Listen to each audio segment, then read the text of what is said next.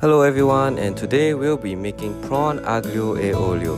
To start, simply make prawn stock by frying the prawn heads to fragrant, and then we simmer it for about 20 minutes, we strain, and then we set it aside. Next, let's slice up all our ingredients to prep for the aglio olio. Toss the pasta in some boiling water. Make your garlic oil, which is just your sliced garlic and olive oil, into your pan. Fry your prawns until 80% cooked through, and then remove them into the same pan. Add your chili, your mushrooms. Don't forget to almost burn down your kitchen, and then saute that. Deglaze with white wine, flambe for the gram.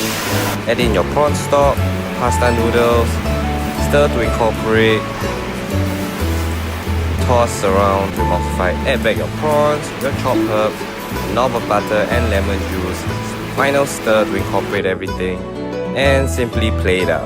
Generous portion of your pasta, topped off with your sliced mushrooms and your prawns.